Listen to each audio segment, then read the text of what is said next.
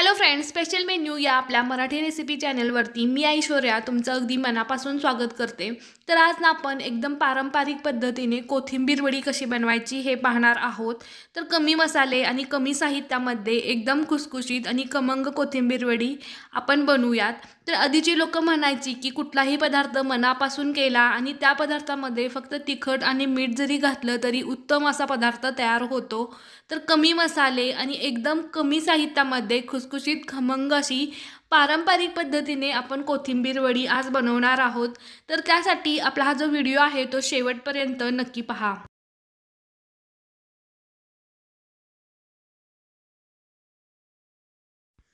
तर कोथिंबीर वडी बनवण्यासाठी या इथे मी कोथिंबीर स्वच्छ निवडून धुवून सुकवून घेतलेली आहे आणि ही कोथिंबीर आपल्याला एकदम बारीक अशी चिरून घ्यायची आहे।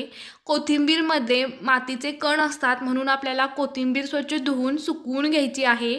त्यानंतर आपण बारीक अशी कोथिंबीर कट करूया। तर कोथिंबीर वडी बनवताना शक्यतो कोथिंबीर एकदम बारीक अशी कट करायची आणि फ्रेश आणि ताजीच कोथिंबीर आपल्याला या इथे वापरायची आहे।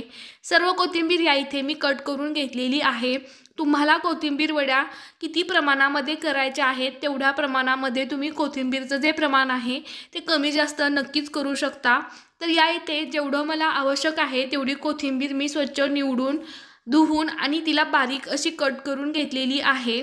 तर या इथे मी 1 कप डाळीचं पीठ घेतलेलं आहे आणि त्या पिठापैकी थोडंसं पीठ मी बाजूला काढून ठेवलेलं आहे। जर मला आवश्यकता वाटली तर मी नक्कीच नंतर वापरेन। त्यानंतर 10 ते 12 लसूण पाकळ्या मी ओबडधोबड ठेचून घेतलेल्या आहेत, त्याही ॲड केल्या।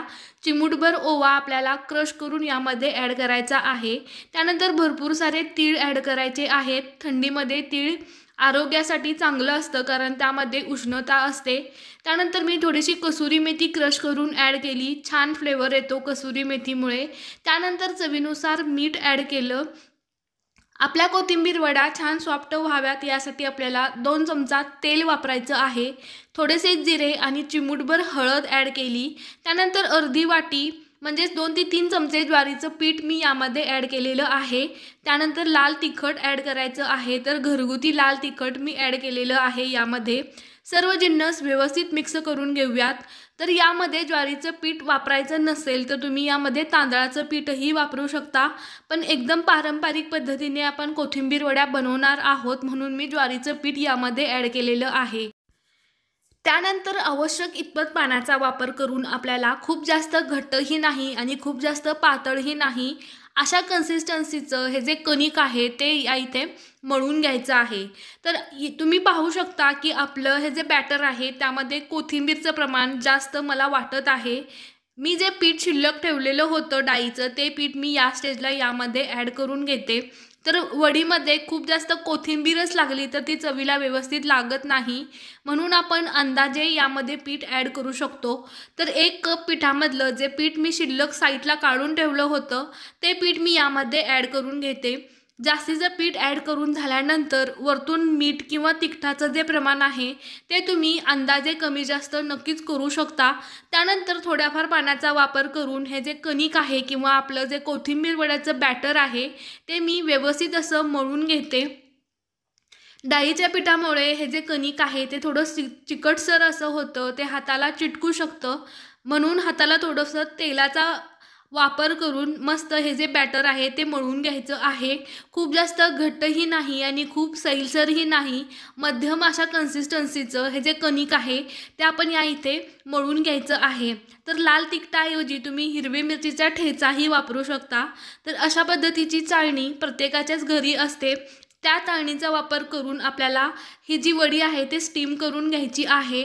तर चाळणीला मी सर्व बाजूनी तेलाने ग्रीसिंग करून घेते जेणेकरून आपली जी वडी आहे ती व्यवस्थित नंतर डिमोल्ड होईल। त्यावरती मी थोडेसे तीळ टाकून घेते जेणेकरून आपली जी कोथिंबीर वडी आहे तिच्या बेसलाही तीळ चिटकावेत आणि एकदम तळल्यानंतर खुसखुशीत आणि खमंग असा फ्लेवर आपल्या कोथिंबीर वडीला यावा म्हणून।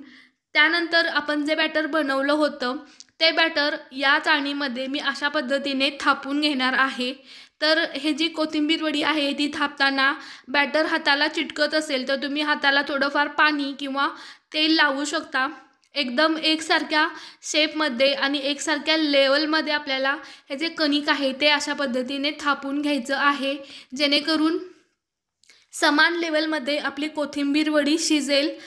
वर खाली जर आपलं बॅटर झालं किंवा आपण वर खाली जर ही कोथिंबीर वडी थापली तर शिजताना थोडीफार आपल्याला अडचण येऊ शकते। त्यानंतर वरतून परत थोडेसे तीळ मी यावरती ॲड करते। तीळमुळे खूप छान खुसखुशीतपणा आणि चव येते आपल्या कोथिंबीर वडीला, म्हणून थोडेसे तीळ मी परत वरतून यावरती ॲड केलेले आहेत। तर तुम्हाला तीळ आवडत नसेल तर तुम्ही ही मेथड स्किप करू शकता। त्यानंतर गॅसवरती मी पाणी उकळायला ठेवलेलं आहे आणि मी ॲल्युमिनियमचं पातेलं या इथे वापरलेलं आहे। हे पातेलं काळं पडू नये म्हणून यामध्ये मी थोडेसे लिंबू ॲड करते। तर त्यानंतर आपलं हे जे कोथिंबीर वडीचं बॅटर आहे ते आपल्याला उकडून घेण्यासाठी अशा पद्धतीने ठेवून द्यायचं आहे। तर या भांड्याला झाकण लावून आपल्याला हाय फ्लेमवरती 3 ते 4 मिनिटांसाठी हे जे बॅटर आहे ते व्यवस्थित असं शिजवून घ्यायचं आहे। तर या इथे 2 ते 3 मिनिटे झालेली आहेत आणि आपलं बॅटर शिजलं आहे की नाही हे मी तुम्हाला पाहते। वडीचा जो कलर आहे किंवा आपल्या बॅटरचा जो कलर आहे तो थोडासा चेंज झालेला आहे, पण चाकूला थोडंसं कणिक या इथे लागलेलं आहे। आणि जर तुम्हाला अशा पद्धतीने चेक करायचं नसेल तर तुम्ही अशा हाताने प्रेस करूनही पाहू शकता। जर कणिक थोडंसं ओलसर लागत असेल तर आपलं हे जे बॅटर आहे किंवा आपली जी कोथिंबीर वडी आहे ती शिजली नाही असं आपण समजू शकतो। तर आणखीन थोडा वेळ शिजण्याची या इथे मला गरज भासली। त्यानंतर परत मी चेक केलं तर आपली कोथिंबीर वडीचं जे बॅटर आहे ते व्यवस्थित शिजलं होतं आणि प्रेस करून बघितल्यानंतर ते थोडं सॉफ्टही मला लागत होतं।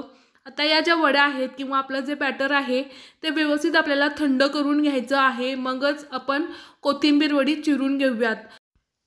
तर चाकूचा वापर करून हव्या त्या आकारामध्ये कोथिंबीर वड्या आपण कट करून घेऊ शकतो। तर बॅटर थोडंसं गरम आहे त्यामुळे चाकूला हे जे कणिक आहे ते चिटकत आहे, म्हणून बॅटर थोडंसं थंड करूनच मग ते आपल्याला कट करून घ्यायचं आहे। तर सर्व वड्या हव्या त्या आकारामध्ये या इथे मी कट करून घेतलेल्या आहेत आणि आपण यांना शालो फ्राय करू शकतो, डीप फ्राय करू शकतो किंवा अशाही जरी खाल्ल्या तरीही चालतात। तर कणिक चाकूला चिटकण्याचं कारण आणखीन एक मी तुम्हाला सांगते। कोथिंबीर आपण थोडीशी जरी मोठी चिरली तरी ती चाकूला चिटकू शकते, म्हणून कोथिंबीर एकदम बारीक अशी चिरून घ्यायची आहे। परत एखाद मिनिट हे जे बॅटर आहे किंवा आपल्या ज्या कोथिंबीर वड्या आहेत त्या मी एकदम थंड अशा करून घेते, जेणेकरून त्या चाळणीपासून इझिली डिमोल्ड होतील। तर चाकूचा वापर करून आपल्याला एक वडी अशा पद्धतीने बाहेर काढून घ्यायची आहे। कोथिंबीर वड्या वाफवून घेतल्यानंतर डीप फ्राय किंवा शालो फ्राय करून तुम्ही खाऊ शकता। जर तुम्हाला तशाच त्या कच्च्याच खायच्या असतील तर तुम्ही तशाही खाऊ शकता, एकदम भन्नाट अशा चवीच्या त्या लागतात। तर या इथे आपलं जे बॅटर आहे किंवा जी कोथिंबीर वडी आहे ती शिजवून घेतल्यानंतर थोडीशी गरम होती तेव्हाच मी ती कट करून घेतली, म्हणून त्याचे तुकडे पडत आहेत। आपलं जे बॅटर आहे किंवा शिजवून घेतलेली कोथिंबीर वडी आहे ती पूर्ण थंड करूनच ती कट करून घ्या, नाहीतर त्याचे थोडेसे क्रम्स निघू शकतात। ज्या आकारामध्ये मला हव्या आहेत कोथिंबीर वड्या त्या आकारामध्ये मी त्या कट करून घेतलेल्या आहेत। तर यांना मी मस्त फ्राय करून घेते। तर कढईमध्ये आपल्याला थोडंसंच तेल गरम करून घ्यायचं आहे, खूप जास्त तेल या इथे वापरायचं नाही, कारण कोथिंबीर वडीमध्ये आपण लाल तिखट वापरलेलं आहे आणि त्या लाल तिखटामुळे आपल्या तेलाचा कलर चेंज होऊ शकतो। तेल व्यवस्थित असं गरम झालं की यामध्ये सर्व कोथिंबीर वड्या एक करून आपल्याला त्या तळून घ्यायच्या आहेत। तर खूप जास्त वेळ कोथिंबीर वडी तळण्यासाठी लागत नाही, एखादा मिनिट तुम्ही तेलामध्ये या वड्या फ्राय करून घेऊ शकता, कारण त्या आधीच शिजलेल्या आहेत। लाल तिखटामुळे आपल्या तेलाचा कलर या इथे थोडासा लालसर असा झालेला दिसतो। मस्त कोथिंबीर वड्या या इथे मी तळून घेतलेल्या आहेत आणि एकदम क्रिस्पी आणि कमी तेलकट अशा त्या तळून झालेल्या आहेत। तर सर्व वड्या मी तळून या इथे घेतलेल्या आहेत आणि त्यांचा जो कलर आहे तो तुम्ही इथे पाहू शकता।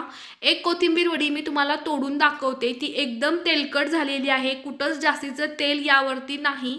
मस्त खुसखुशीत आणि खमंग अशा कोथिंबीर वड्या आपल्या तयार झालेल्या आहेत। व्हिडिओ पाहिल्याबद्दल धन्यवाद।